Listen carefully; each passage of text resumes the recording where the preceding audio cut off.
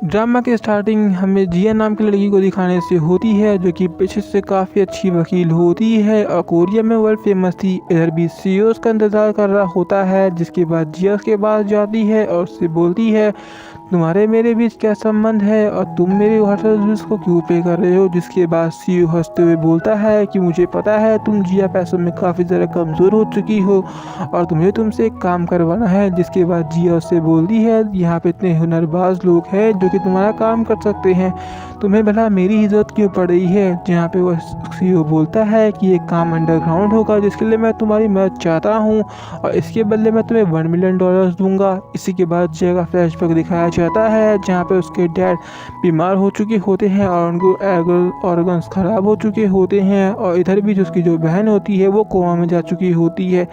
जिया top class की वकील होती है, लेकिन इस समय उसके पास इतने पैसे भी बचते नहीं हैं कि अपने हॉस्टल बिल्स को पे कर सके और इस समय वो काफ़ी बुरी जगह में और बुरे समय से बीत रही होती है। इसी के बाद उसकी डील को क्रैक करने के लिए मान जाती है। जिसके बाद हमें शी कंपनी दिखाई जाती है, जहाँ पे वो असिस्टेंट की जॉब के लिए अप्लाई करने गई होती है। वहाँ का एम्प्लॉय जिया से पूछता है कि वो इतनी अच्छी वकील होने के बाद भी जो एक केस नहीं हारी है, वो असिस्टेंट का काम क्यों करना चाहती है। यहाँ पे जिया बोलती है कि उसका लॉ लाइसेंस रद्द हो गया है, जब तक वो लॉ लाइसेंस वापस से रिन्यू नहीं होता है वो ये जॉब करना चाहती है। लेकिन असिस्टेंट उससे बुरा व्यवहार करने लगता है और उसके बाद फाइल फेंक के वहाँ पे चले जाता है। तभी वहाँ पे हमें सीईओ दिखाया जाता है, जो कि अपने असिस्टेंट को काफ़ी डांटता है और जिया से वापस बैठ के फर्स्ट एड बॉक्स मंगवाता है। जहाँ पे उसका असिस्टेंट जो फर्स्ट एड बॉक्स में चले जाता है और सीईओ से पूछता है कि एक बात बताओ जिया, तुम यहाँ पे इतनी अच्छी लॉयर होने के बाद भी तुम मेरी असिस्टेंट बनना क्यों चाहती हो। जहाँ पे जिया उसे खुल के बताती है कि उसका लॉ लाइसेंस रद्द हो चुका है और इस समय उसकी बहन अस्पताल में एडमिट है और इसके पास पैसे इतने नहीं है कि उसके बिल पे कर सके, जिस वजह से उसे मजबूरी में काम करना पड़ रहा है और इस जॉब के लिए उसे पता है कि यहाँ पे एक एम्प्लॉय खाली है, अगर वो इसे जॉब पे रख लेगी तो उसकी काफ़ी मदद होगी। इस समय जिया के काफ़ी बुरे दिन चल रहे हैं। अब यहाँ पे जिया उसे बताती है कि आपकी थोड़ी देर बाद ही मीटिंग्स है, वो ऐसा दिखाने की कोशिश कर रही थी कि उसने अभी से अपना काम स्टार्ट कर दिया है। इधर भी सीईओ एंटर हो रहा होता है, तब यू नाम का एम्प्लॉय दिखाया जाता है, जो कि सीईओ की बुराई कर रहा होता है और उसे बोल रहा होता है कि उसे इस कंपनी की बिल्कुल भी ज़रूरत नहीं है, वो तो बाहर जाके पहरेदारी करे और कुत्तों वाला काम करे। इधर भी हमें सीईओ दिखाया जाता है, जिसे देखने के बाद वो कहता है अरे मैंने कुछ ज़्यादा तो नहीं कह दी, लेकिन सीईओ उसकी बात को इग्नोर करके बैठ जाता है। इधर बीच हमें जिया दिखाई जाती है, जो कि सीईओ के पीछे जाके खड़ी हो जाती है। जिसके बाद जो यूएम का एम्प्लॉय होता है वो उसे बोलता है जिया है ना, ये तुम्हारी असिस्टेंट, ये काफ़ी ज़्यादा बुरी लड़की है, मतलब ये बहुत ही रूड नेचर की है। इसके बाद सीईओ से कहता है कि ऐसी कोई बात नहीं है, जिया काफ़ी अच्छी लड़की है जो कि अपने काम को बखूबी करती है।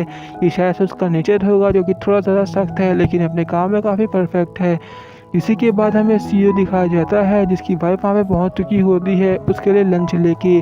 जहाँ पे सीईओ उसे डांटता है, उसे कहता है कि उसे उस समय यहाँ पे नहीं आना चाहिए क्योंकि उसके लिए इम्पोर्टेंट टाइम है, क्योंकि वो उस समय प्रेग्नेंट हो चुकी है और उसे यहाँ पे अपना ख्याल रखना चाहिए। ये काम की सर्वेंट को भी वो कह सकती थी, लेकिन उसकी वाइफ उसे कहती है कि इस समय वो उसका खाना खुद बनाया था, इस वजह से उसे खुद देना चाह रही होती है।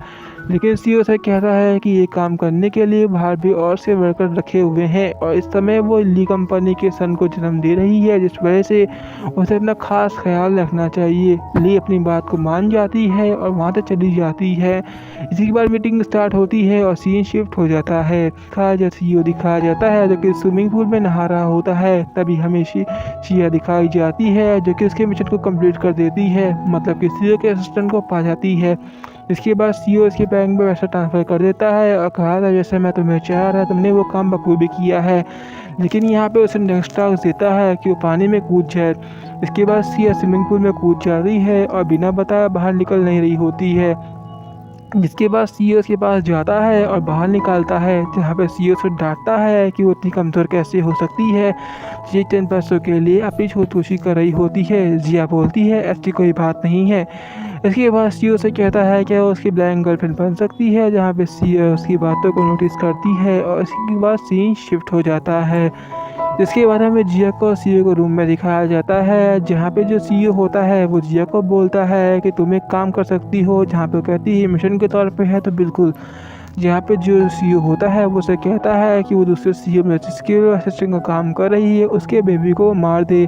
जिया तो उसे मना कर देती है। जिया बोलती है मुझे पैसे की तो ज़रूरत है, लेकिन मैं इतनी भी गिर नहीं गई हूँ कि पैसे के लिए किसी इंसान को मार दूँ या किसी बच्चे को मार दूँ। लेकिन असिस्टेंट उसे कहता है, मतलब सीईओ से कहता है कि ये काम उसे फोर्सली करना पड़ेगा, क्योंकि इस काम के लिए उसने उसे पैसे दिए होते हैं और यही काम के लिए उसने उसे बुलाया होता है, तो वो पीछे हट नहीं सकती है।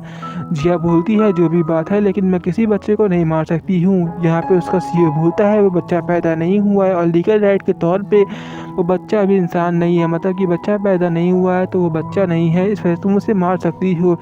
ये प्रेशर उस पर काफ़ी ज़्यादा डालता है और उसे ब्लैकमेल भी करने लगता है कि अगर उसने ये काम नहीं किया तो शायद से उसकी बहन का सिलेंडर चोरी हो सकता है। अब जिया को इतना सारा प्रेशर होने के बाद जिया के ऊपर इतना प्रेशर चला जाता है कि उसकी बात को हाँ कह देती है, जिसके बाद हमें सीईओ की किचन में दिखाया जाता है, जहाँ पे जिया उसकी वाइफ के बाउल में जहर मिला रही होती है। ये दूध का बाउल होता है जिसमें वो जहर मिला रही थी, लेकिन तभी वहाँ पे सीईओ पहुँच जाता है।